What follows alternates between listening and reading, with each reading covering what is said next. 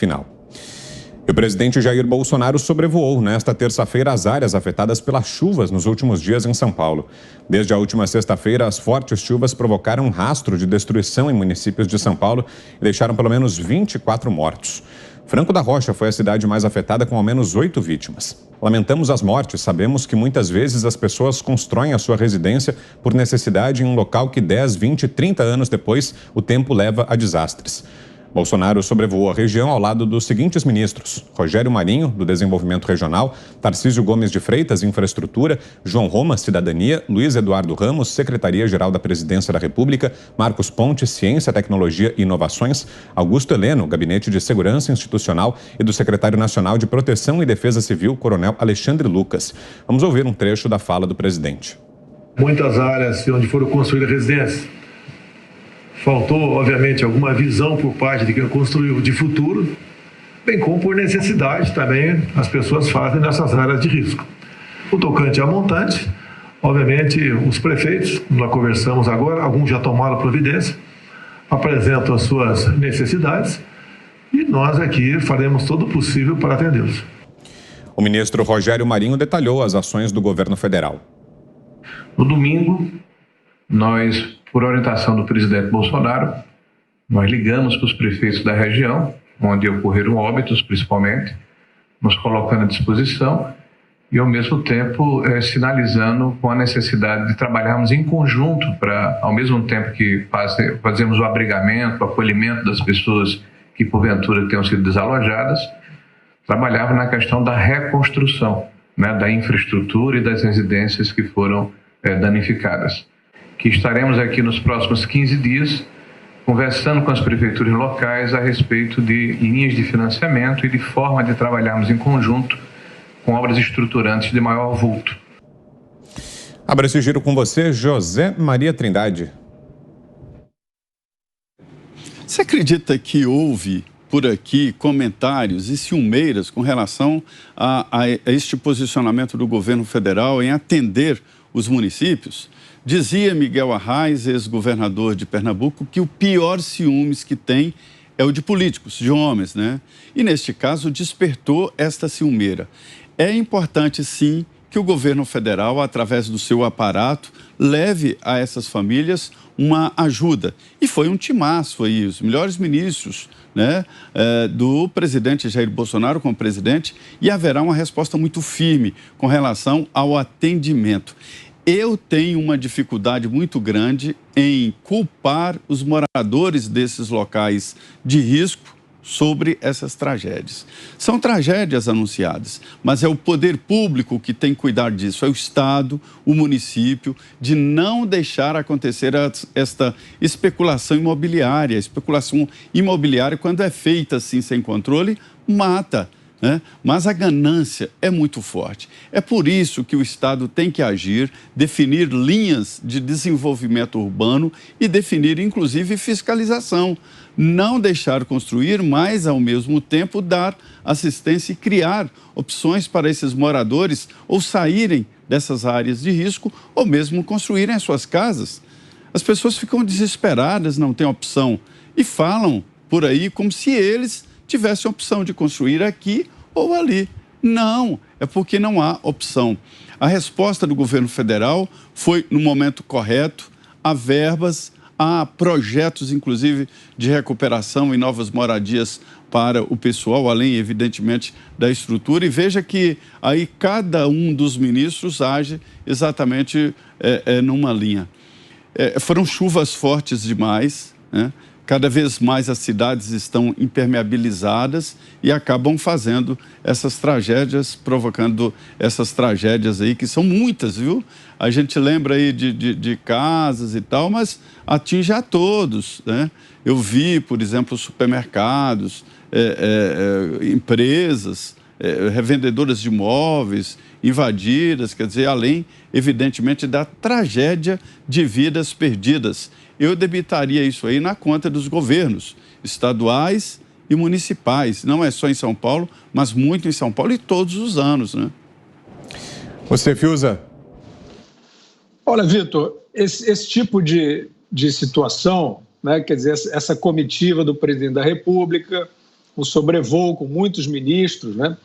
Tudo é política, né? Tudo é política. Agora, a gente pode aceitar né, que se faça, né, que se busque um impacto, que se busque impressionar politicamente, se houver ação efetiva. E está valendo. Senão é só demagogia. Desses ministros aí que estão nessa, enfim, né, nessa missão do presidente de São Paulo, a gente pode dizer que pelo menos 2 têm muito a mostrar nesses 2 aspectos que estão citados. A gente aqui não vai conversar fiado, a gente aqui não vai falar do que a gente gostaria que fosse, de time para lá, time para cá. Aqui é só pragmatismo puro, puro pragmatismo. Então é o seguinte, é dinheiro e é supervisão de obra estruturante. São as 2 coisas. Tem dinheiro federal? Acenaram com dinheiro. Então tá bom, então tá valendo. E no aspecto estruturante, o que tem? Tem resultado também. Eu fico à vontade, porque eu já apontei em vários governos isso. Acabei de citar um projeto do Dória como prefeito de São Paulo, que eu acho que era um bom projeto.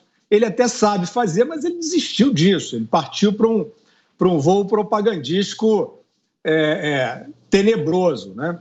Mas a gente vai assinalando sempre que tiver resultado. Então, tanto Tarcísio Gomes de Freitas quanto Rogério Marinho são 2 ministros que estão deixando um legado importante. Importante. A gente espera que quando passe o Bolsonaro, venham outros com esse tipo de gestão também. Tá certo? Então, tanto na área de infraestrutura de transportes, né, infraestrutura viária, quanto de infraestrutura para saneamento, por exemplo, né, esses ministros eles estão trazendo um novo marco de desenvolvimento para o país. E eu não vou enumerar aqui, mas são diversas ações com planejamento e com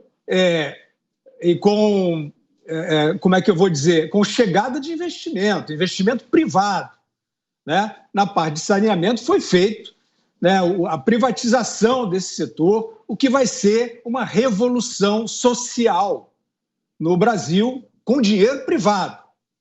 Então é isso aí, a gente tem que acompanhar, Vitor, exatamente o que um governante, um ministro, um político está fazendo, não o que ele está falando. E este grupo, esta missão, tem o que mostrar. A gente espera que nesta incursão em São Paulo, esse conhecimento, essa estruturação que vem sendo planejada por esses ministros possa socorrer as vítimas dessas tragédias.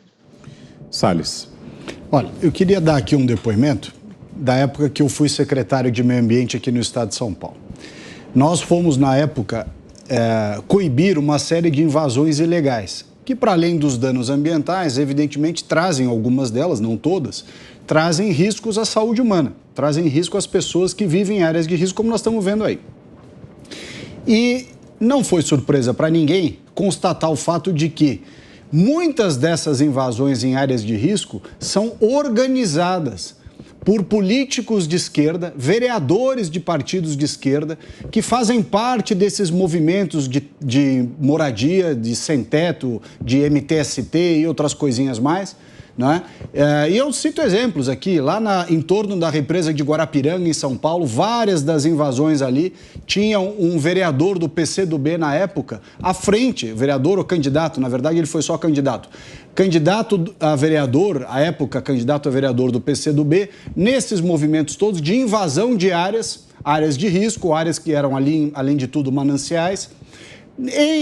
No litoral norte, ali no município de São Sebastião, a mesmíssima coisa. Nós fomos fazer desocupações de áreas de risco e que, para além disso, eram áreas de crime ambiental e eram áreas incentivadas, e Carapicuíba também, áreas incentivadas por vereadores de esquerda que, junto com esses movimentos todos, invadiam essas áreas, cortavam a vegetação, construíam moradias absolutamente sem condições, sem segurança. Então, essas pessoas, coitadas, elas são manipuladas manipuladas por esses políticos de esquerda, que são verdadeiros bandidos, né? Que usam a miséria alheia, a miséria do povo, para tirar vantagem. Cobram para dar proteção para eles morarem nesses lugares, cobram pelos loteamentos irregulares que eles fazem. É uma verdadeira vergonha. E é isso que nós estamos assistindo aí. Cris. Eu estava, de novo, lembrando aqui de outros momentos, de outras enchentes em outros lugares e, de novo, pensando por que não se faz preventivamente a retirada dessas famílias das áreas de risco. A gente sabe que é difícil, isso que o Ricardo Salles apontou, eu também vivi várias vezes ao longo da minha carreira de repórter, acompanhando aqui em Curitiba, por exemplo, que é uma cidade plana, que praticamente não tem área de risco, a não ser beira de rios, mas traziam ônibus cheios também, políticos ou pessoas ligadas a políticas que queriam desestruturar algum governante do momento, que queriam provocar alguma instabilidade política local ou forçar alguma situação para tentar eleger algum candidato, traziam ônibus lotados do interior e despejavam as famílias com pedaços de lona ali para fazerem barracos em terrenos na região metropolitana de Curitiba ou na periferia da cidade, dizendo que teriam as terras regularizadas. E na maior inocência, essas pessoas, e por necessidade também,